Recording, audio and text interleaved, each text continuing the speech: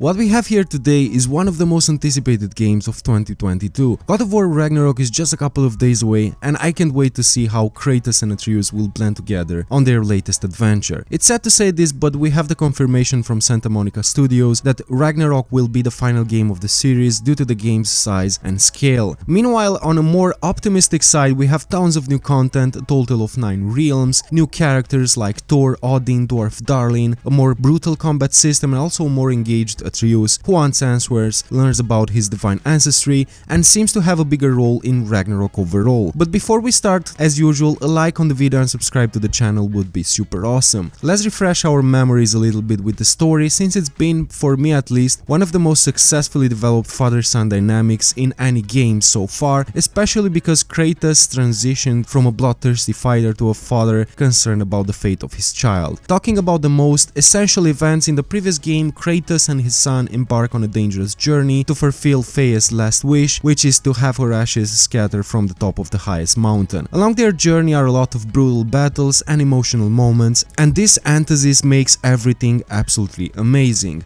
In Ragnarok's sequel, we see more or less the same father-son dynamic. The action takes place a couple of years after the events in the previous game and follows a more brutal pattern from a combat perspective, which better reflects the series from before 2018. The system that enables players to stun the enemies, grab them with R3 to execute them is more violent than it was in the God of War 2018, and Kratos' signature execution weapons will be the Leviathan Axe and Blades of Chaos. When it comes to the body fluids, since this is another discussed topic, as far as I'm concerned, I don't think we are going to have that much juice in the game because of the violent and graphic content YouTube policies. So bottom line, the combat and executions are going to be much more violent, but without that much blood. New abilities and functionalities both for Kratos and Atreus are showcased in the gameplay trailers. We have the elemental system for the Leviathan Axe by holding the triangle button that will activate the Frost Awaken, which deals additional melee and ranged damage. Same for the second Kratos signature weapons, which are the Blades of Chaos. When equipped, repeatedly pressing the triangle button will cause the blades to spin and cast fire. They also serve as a traversal mechanic by grappling ledges and reaching higher grounds, making Kratos feel more mobile than ever before and less stiff than he was in the 2018 game, so even more reasons to use them. But it doesn't stop here. We also have a new ability where Kratos can sprint and leap off a higher ground and smash the enemies below with a devastating strike that also applies the elemental effect of the weapon you are holding. It seems that you can perform the slam down attack with your fist as well, which seems to be powerful enough to throw enemies back, but by far my favorites are the Blades of Chaos that release a fire explosion upon impact, so it looks like the triangle button is going to serve multiple purposes, not just calling the axe back like it was in the previous game. Meanwhile, Atreus is one of the main changes in God of War Ragnarok, and there is going to be a lot more companion action this time. We can see Atreus more engaged in combat situations, a lot more useful than he was in the previous God of War, and more independent from his father given the fact that he can now grapple using his bow. He also has a new enchantment to his bow, which is called the Sonic Arrow, that can blast apart objects, which will help you solve puzzles, but also discover hiding chests and hidden passages leading to new areas. There is also going to be more collaboration between father and son this time, because puzzles will be more varied and a more engaging part of the gameplay, and will also require more tools to be solved. So the combos and the skill trees add more depth to the combat system, but I am also excited about the higher enemy variety, mini bosses and bigger creatures for all the 9 realms that you will travel to. Human raiders, we know that these are the enemies starting in God of War Ragnarok. We also have the light elves, the dark elves, and lots of other interesting creatures that we can fight and defend against. Exploration and side quests are going to be abundant and rewarding for those who enjoy looking for the needle in the haystack, but if you choose to go ahead for the main story, don't worry, because you can return and complete those later. As for the villains in God of War Ragnarok, either Thor or Odin will take on the role of the main villains, because they are furious for the killing of their family members, like Baldur in the ending of the God of War 2018 when Kratos killed Thor's 2 sons. So far there are many speculations out there, like Tyr betraying Kratos and becoming a villain, but we'll know for sure when we actually play the game. Freya will seek revenge for the killing of her son Baldur during the events of God of War 2018, so this will throw her on the main villains list in God of War Ragnarok as well.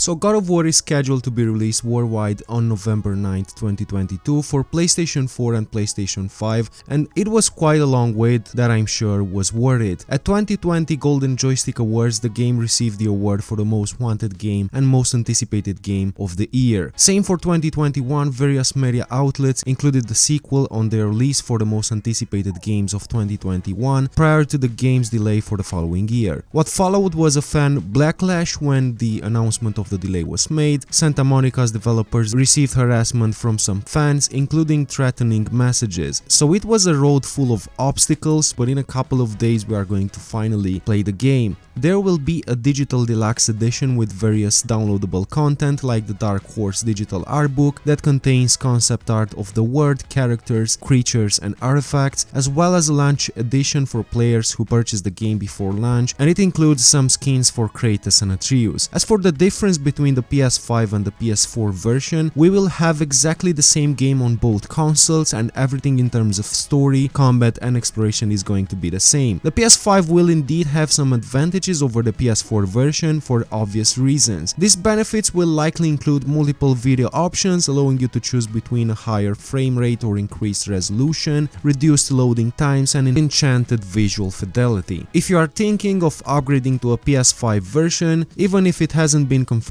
yet, most probably God of War Ragnarok will support cross-save like it was in previous games from Sony like Ghost of Tsushima or Horizon Forbidden West, where players could carry over their save data from PS4 to PS5 version. The upgrade will cost $10 USD. As for the bad news, unfortunately there will be no photo mode at launch. Certainly for the vast majority of players this is not a big deal, but let's not forget the fact that there are large communities out there that share their epic journeys and discuss the finest details of the game, which are observable through photo mode. It is confirmed that this feature will be added in the near future, so yeah, definitely looking forward for it. That's about it in a nutshell. Very excited about everything the game has to offer. I'm counting the days and definitely we will have lots of content on the channel with this game, so make sure to subscribe and stay updated with all the gameplay and guides. See you next time.